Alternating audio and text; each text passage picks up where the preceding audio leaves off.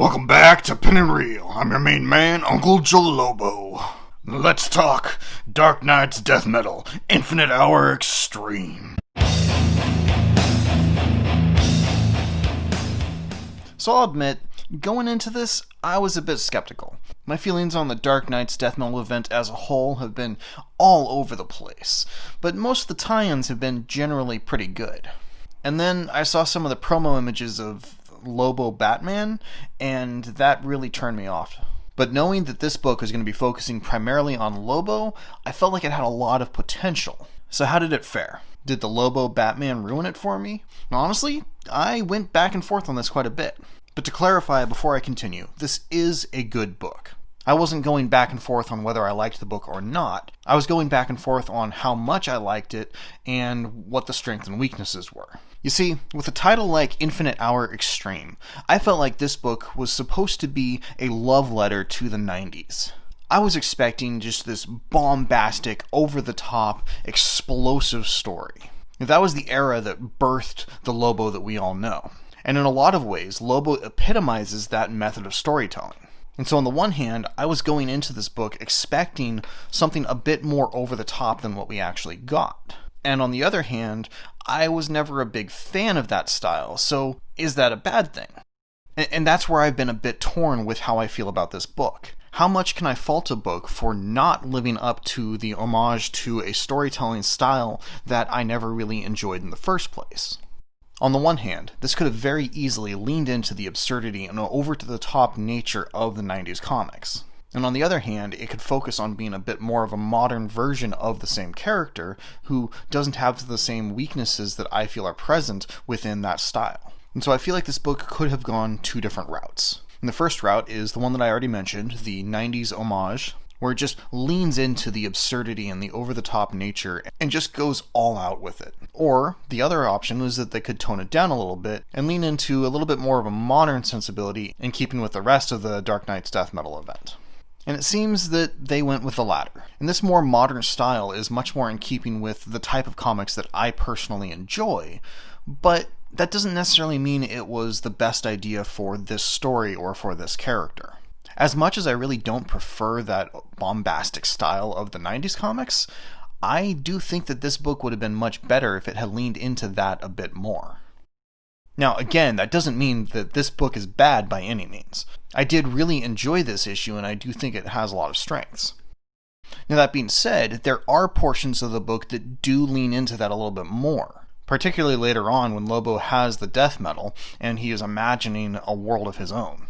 And he's explaining the origins of Batman and of Superman and of Wonder Woman.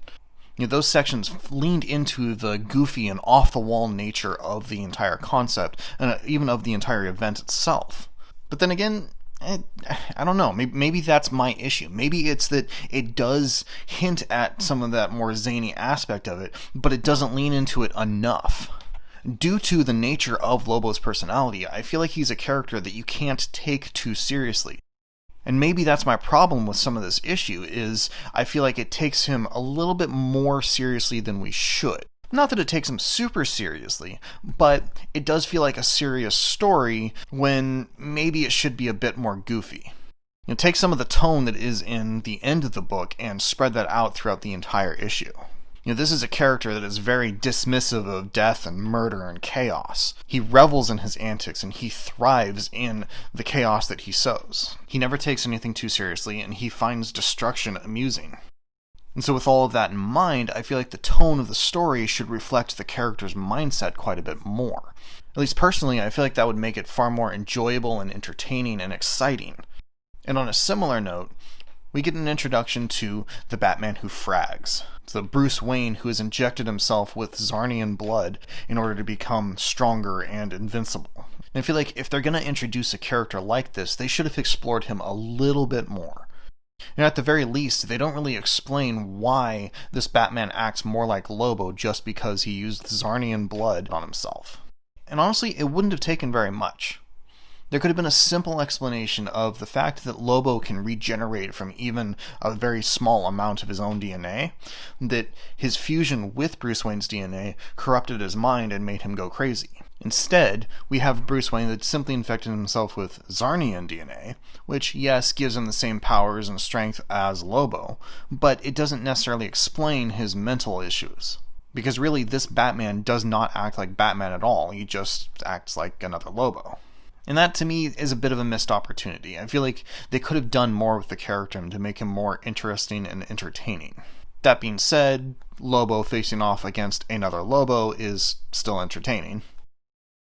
And I think one of the other problems that I had with this issue is the shift in artists from Tyler Kirkham to Rags Morales. The art is good in both sections, but I feel like it contrasts a bit too much. The first half of the book is quite dark and heavy, and then the second half gets very light in its coloring. Tonally, it just feels like a very different book.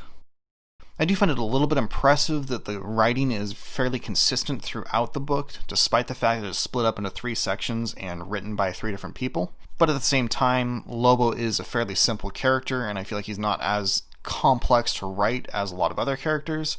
So, having different people be able to find and replicate his voice, I feel like is not as complicated as it might be elsewhere.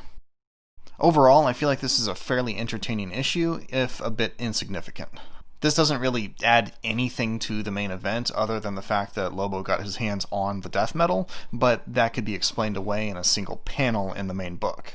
And now that I mention it, thinking back on it, I feel like that's already happened in the main event, but don't quote me on that. I'm going to have to double check.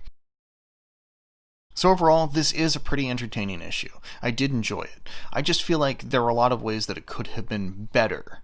It introduces interesting ideas, but doesn't fully commit to them, and then also straddles the line between 2 different styles, and I feel like it would have been better if I committed to one or the other. And personally, I feel it would have been a bit better if it had committed to being more of an homage to the 90s style comics. So if you like Lobo, I think you'll enjoy this issue. If you don't, I don't see it changing your mind. I'm just hoping that this issue sells fairly well so that we can get more Lobo stories in the future. And maybe even a Lobo miniseries written by Justin Jordan, because I know that he's been wanting to write Lobo for quite a while now. And personally, I'd love to see what he does with the character. So yeah, there you have it. It's a pretty fun one-shot that does have its issues, but nothing that really hampers the experience too much. But if you've read the book, what do you think?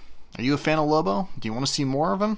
Would you like to dive into the chaos that is the Loboverse? Are you happy with one-shots like this that tie into the main event, but really just does its own thing? Let me know down in the comments. I'm really curious to hear what you think. And if you could help me out in my battle against the YouTube algorithm by hitting like, I'd really appreciate it. Make sure you hit subscribe so you don't miss the rest of my Dark Knight's death metal coverage. And until next time, this is Uncle Joel saying, stay tangible.